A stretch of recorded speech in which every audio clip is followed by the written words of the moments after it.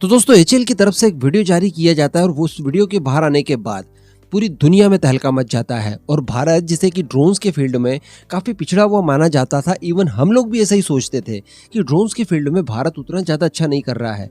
इन सारी ही बकवासों के ऊपर पानी फेर दिया है और ये बता दिया गया है कि इन फ्यूचर किस तरह के हाई क्लास ड्रोन्स हमारे पास होंगे। ये नॉर्मल से हेल मेल क्लास के यूएवीज आप छोड़ दीजिए, हमारे पास स्टेल्थ कैटेगरी वाले कई सारे यूसीएवीज तक होंगे। फिर हम लोग बात करें हमारे स्विफ्ट घातक की या फिर कैट्स की। जी हाँ, दरअसल हम सभी जानते हैं कि एचएएल द्वारा कैट सिस्टम के ऊपर काम किया जा रहा है, यानी कॉम्बैट एयर टीमिंग सिस्टम, जिसके अंदर कई सारे छोटे बड़े उपकरण एक साथ काम करने वाले हैं और ये एक साथ मिलकर कम्युनिकेट करेंगे इसकी मदरशिप यानी तेजस मैक्स के साथ। तो ये पूरा सिस्टम कहलाता है integrated network centric warfare system, यानी कई सारे एयर लॉन्च हथियार जो कि एक साथ मिलकर काम करने वाले हैं और आपके किसी भी मिशन को ये अंजाम देने वाले हैं। वैसे अभी 2 दिनों पहले मुझसे किसी ने कमेंट करके पूछा था कि क्या इस तरह का सिस्टम बनाने वाला भारत पहला देश है।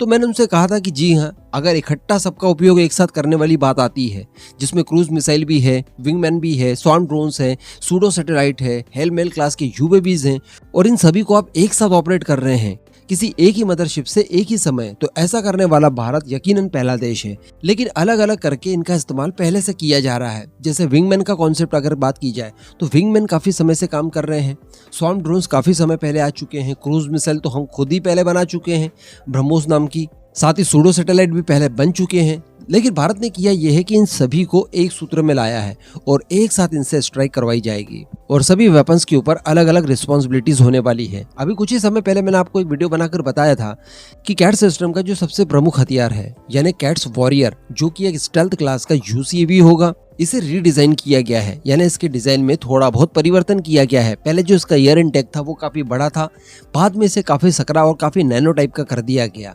तो अब इन्हीं सब चीजों को एचएएल द्वारा जो वीडियो जारी किया गया है उसमें प्रदर्शित किया है। इस समय जो आप अपनी स्क्रीन पर लगातार वीडियो देख रहे हैं, ये वही कैट सिस्टम का वीडियो है जो कि एचएएल द्वारा जारी किया गया है। यहाँ पर जो सबसे बड़ी बात निकल कर आई है वो ये है कि इसका इस्तेमाल भारतीय वायुसेना के साथ साथ भारतीय नौसेना भी करेगी। जी हाँ, हम लोग काफी समय से इस बात का प्रयास कर रहे थे और इसके ऊपर काफी बहस भी हो रही थी कि नौसेना दरअसल चाहती है कि उनके पास भी डेक से ऑपरेट होने वाले यूसीएवीज हों। लेकिन यहाँ पर अभी तक कंफर्म नहीं किया गया था कि वो यूसीएवी एक्चुअली होंगे कौन से, क्योंकि हम लोग कई सारे यूसीएवीज के ऊपर एक साथ काम कर रहे हैं। स्विफ्ट ले लीजिए, ऑरा ले लीजिए, इसके अलावा ये जो कैट सिस्टम है और साथ ही आने वाले समय में फूफा बनाएंगे। तो कौन सा एक्चुअली हमारी नौसेना के इस्तेमाल के लिए लाया जाएगा, इस बात को कंफर्म नहीं किया गया था। लेकिन अभी चूंकि इस वीडियो में दिखाया गया है क्लियर कि भारतीय नौसेना के विमान वाहक से इन्हें ऑपरेट किया जा रहा है, उसके ऊपर भारी मात्रा में इन्हें डिप्लॉय किया गया है, तो डेफिनेटली अब ये बात भी क्लियर हो गई है कि भारतीय नौसेना आखिर कौन से यूसीएवी का इस्तेमाल करने वाली है। डेफिनेटली वो कैट्स वॉरियर का ही इस्तेमाल करेगी। अभी इसके पीछे भी एक कारण है, जैसे कि हमने शुरुआत में बात की कि इसकी मदरशिप के तौर पर इस्तेमाल किया जाएगा तेजस को। तेजस का एक नया वर्जन आएगा, तेजस मैक्स, जो कि इसके साथ कम्युनिकेट करेगा, इन सारे वेपन्स को ऑपरेट करेगा।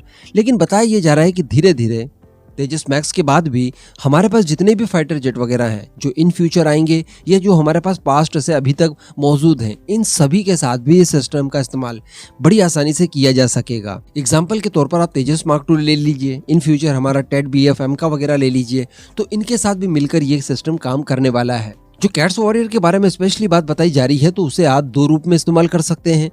एक तो आप इसे विंगमैन के तौर पर इस्तेमाल कर लीजिए, जो कि इसी मिशन को पूरा करने के लिए अपने फाइटर जेट के साथ जाएगा, जो कि इसकी मदरशिप होगी। तो बीच में आने वाले सभी खतरों को ये न्यूट्रलाइज कर सकता है। कारण ये है कि ये एयर टू एयर कॉम्बैट भी कर पाएगा। इसके लिए एक शॉर्ट रेंज की एयर टू एयर मिसाइल भी इसके अंदर इंटीग्रेट होनी है।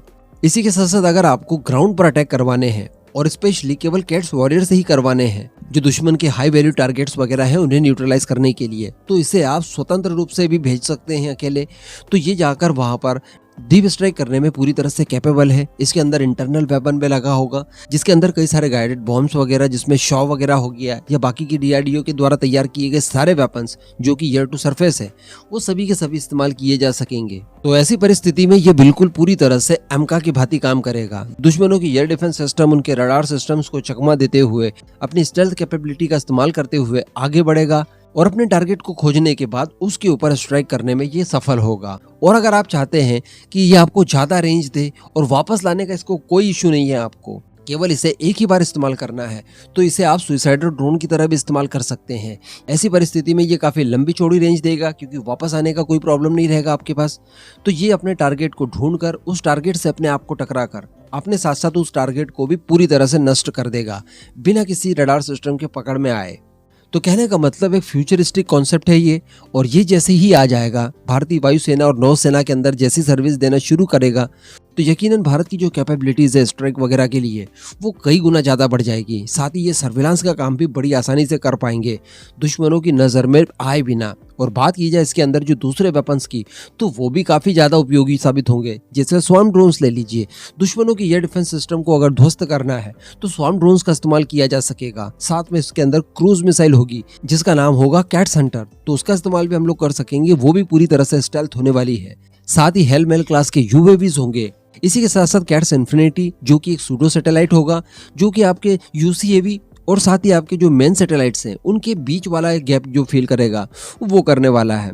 तो ये बियॉन्ड द लाइन जाकर भी आपके लिए सारी इन्फॉर्मेशन दुश्मन के इलाके की जुटाकर आपको देगा, और ये सारे एक साथ एक ही समय में कम्युनिकेट भी कर पाएंगे। सबसे बड़ी बात यही है। तो जैसा कि मैंने आपको बताया कि 2023 से 24 के बीच में ये पूरा सिस्टम तैयार हो जाएगा। उसके बाद बताया जा रहा है कि 2028-29 तक इसका इंडक्शन शुरू कर दिया जाएगा, एंड इस दौरान डेफिनेटली इसके टेस्ट वगैरह चलेंगे और इसका मास प्रोडक्शन चलेगा। तो यही खबर निकल कर आई है जो मुझे आपको बतानी थी। इस पूरे मुद्दे पर आपका जो भी मानना हो नीचे कमेंट करके जरूर बताइएगा।